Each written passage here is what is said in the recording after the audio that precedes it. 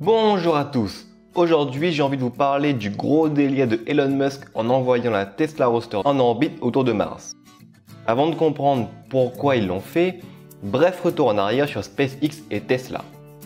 L'entreprise Tesla Motors est créée en juillet 2003, dirigée par Elon Musk, et son objectif est de démocratiser la voiture électrique. La première voiture de Tesla est la Roadster 1.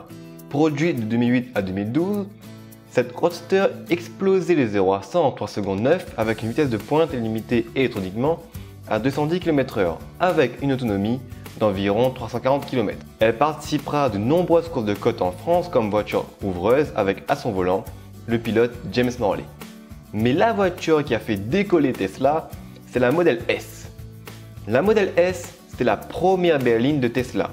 Sortie en 2012 en 3 versions, 65, 85 et P85, 65 et 85 représentent la puissance des batteries en kWh et P correspond au modèle performance.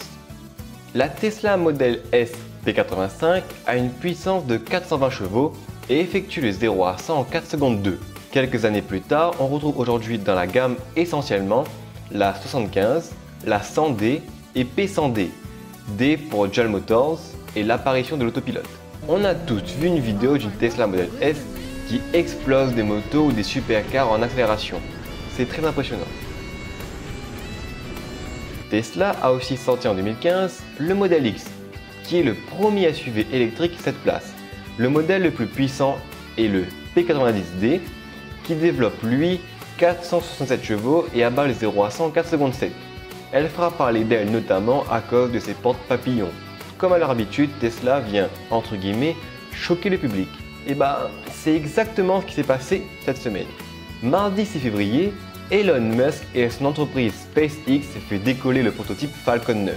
Tout d'abord, c'est quoi le but de SpaceX? SpaceX est une entreprise de Elon Musk qui a pour but de créer des lanceurs réutilisables. En effet, les 2 premiers étages d'un lanceur se décrochent pour alléger le lanceur et faciliter la sortie d'attractions terrestres.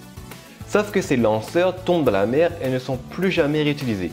Le comble est que ces 2 étages sont aussi les plus chers à fabriquer. SpaceX utilise une technologie nouvelle de moteur pour contrôler la descente des lanceurs et les faire atterrir en douceur. Cela se traduit donc par des coûts de lancement 2 fois moins chers que ceux de la NASA. Et oui, même dans ce genre de domaine, on peut faire du discount. Pourquoi avoir envoyé une Tesla Roadster autour de Mars? SpaceX conçoit des lanceurs réutilisables. Mais le but principal de Elon Musk, c'est d'être le premier à envoyer des gens sur Mars.